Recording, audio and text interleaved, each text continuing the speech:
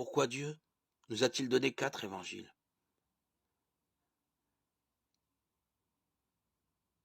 Voici quelques raisons pour lesquelles Dieu nous a donné 4 évangiles, plutôt qu'un seul. Pour donner un portrait plus complet du Christ. Si l'ensemble de la Bible est inspiré de Dieu, de Timothée 3,16, Dieu s'est en réalité servi d'auteurs humains venant d'horizons divers, avec des personnalités différentes pour accomplir ses desseins à travers leurs récits. Chacun des auteurs évangéliques avait un objectif précis en écrivant son évangile, et pour atteindre son objectif, chacun d'eux a mis en avant différents aspects de la personne et du ministère de Jésus-Christ. Matthieu s'adressait à un public hébreu, et l'un de ses objectifs était de montrer, à partir de la généalogie de Jésus et des prophètes de l'Ancien Testament, qu'il a accompli, qu'il était bien le Messie attendu depuis si longtemps, afin de convaincre ses lecteurs de croire en lui. Matthieu insiste surtout sur le fait que Jésus est le roi promis, le fils de David, qui siégerait pour toujours sur le trône d'Israël. Matthieu 9, 27, 21, 9. Marc, un cousin de Barnabas, Colossiens 4, 10, était lui un témoin oculaire de la vie de Jésus-Christ, ainsi qu'un ami de l'apôtre Pierre.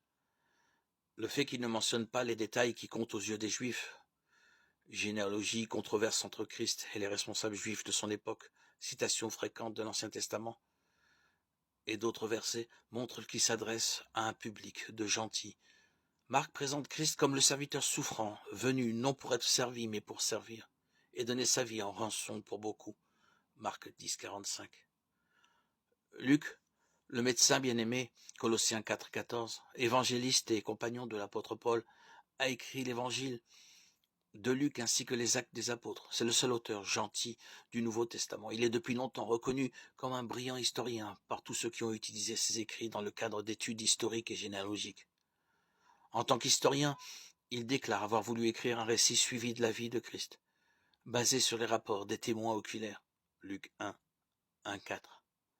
Puisque son évangile est dédié à un certain Théophile, apparemment un gentil de haut rang, il s'adresse à un public de gentils avec pour objectif de montrer que la foi chrétienne est basée sur des événements historiques avérés et vérifiables. Il fait souvent référence à Christ comme au Fils de l'homme, afin de mettre l'accent sur son humanité. Il donne aussi beaucoup de détails qui ne figurent pas dans les autres évangiles. Le livre de Jean, écrit par l'apôtre Jean, est différent des 3 autres évangiles, en ce que son contenu théologique consacré à la personne de Christ et au sens de la foi est plus dense. Les évangiles de Matthieu, Marc et Luc sont appelés évangiles synoptiques, à cause de leur style et de leur contenu similaire, et parce qu'ils font le synopsis de la vie de Christ. L'évangile de Jean, lui, ne commence ni par la naissance, ni du ministère terrestre de Jésus, mais par l'activité et les caractéristiques du Fils de Dieu avant qu'il ne devienne homme. Jean 1, 14. Il met l'accent sur la divinité de Christ, comme on peut le voir dans l'emploi d'expressions telles que la parole était Dieu, Jean 1, 1.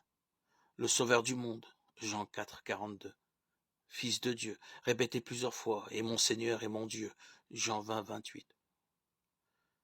Dans cet évangile, Jésus affirme aussi sa divinité par une série de « Je suis », dont le principal se trouve en Jean 8, 58, où il déclare « Avant qu'Abraham soit né, je suis », comparé avec Exode 3, 13, 14. Mais Jean met également l'accent sur l'humanité de Jésus, afin de réfuter l'erreur d'une secte religieuse de son époque, les gnostiques qui ne croyaient pas en l'humanité de Christ. Voici comment Jean décrit le but dans lequel il écrit « Jésus a accompli encore en présence de ses disciples beaucoup d'autres signes qui ne sont pas décrits dans ce livre. Mais ceux-ci ont été décrits afin que vous croyiez que Jésus est le Messie, le Fils de Dieu, et qu'en croyant vous ayez la vie en son nom. » Jean 20, 30, 31. Ainsi, ces 4 récits distincts, mais tout aussi exacts l'un que l'autre de la vie de Christ, nous révèlent différents aspects de sa personne et de son ministère.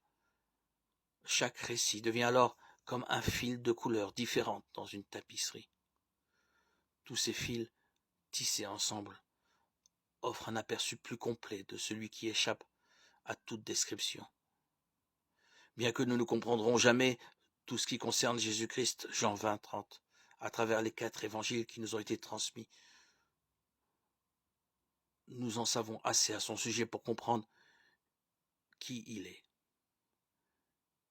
et ce qu'il a fait pour nous que nous puissions avoir la vie par la foi en lui.